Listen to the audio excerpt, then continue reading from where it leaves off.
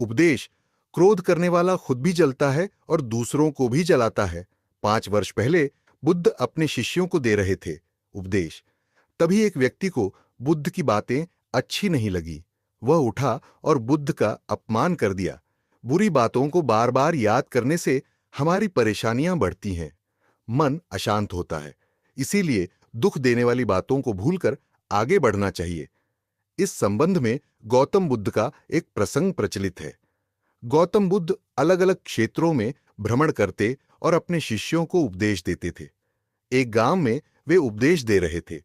बुद्ध ने कहा कि क्रोध ऐसी अग्नि है जिसमें क्रोध करने वाला खुद भी जलता है और दूसरों को भी जलाता है। बुद्ध के प्रवचन सुनने के लिए बड़ी संख्या में लोग वहां बैठे थे।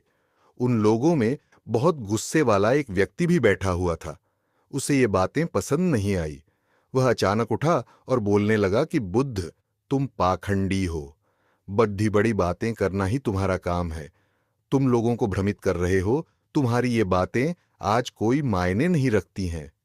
व्यक्ति लगातार बुद्ध को अपमानजनक बातें सुना रहा था। वहां बैठे सभी लोग ये देखकर हैरान थे कि बुद्ध ये सब शांति से सुन रहे थे, लेकिन कुछ बोल नहीं रहे थे। क्रोधी व्यक्ति बुद्ध को शांत देखकर और ज्यादा क्रोधित हो गया। वह बुद्ध के पास गया और उनके मुंह पर थूक कर वहां से चला गया। घर पहुंचकर क्रोधी व्यक्ति का मन शांत हुआ तो उसे अपने किए पर बहुत पछतावा हुआ। वह बुद्ध से क्षमा मांगने पहुंचा, लेकिन उस गांव से बुद्ध पड़ोस के गांव के लिए निकल चुके थे। वह व्यक्ति बुद्ध को खोजते हुए दूसरे गांव में पहुंच गया। वहां व्यक्ति को जैसे ही बुद्ध दिखाई दिए, वह उनके चरणों में गिर गया और क्षमा मांगने लगा। बुद्ध ने उस व्यक्ति से पूछा, तुम कौन हो और क्षमा क्यों मांग रहे हो? उस व्यक्ति ने कहा, क्या आप भूल गए?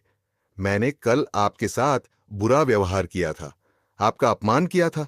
बुद्ध ने कहा, बीता हुआ कल मैं वहीं छोड़ डेच आया हूं और तुम अभी भी वहीं रुके हुए हो। तुम्हें गलती पर पछतावा है, तुमने पश्चाताप कर लिया। अब तुम निष्पाप हो गए हो। बुरी बातें याद करते रहने से हमारा आज बर्बाद हो जाता है।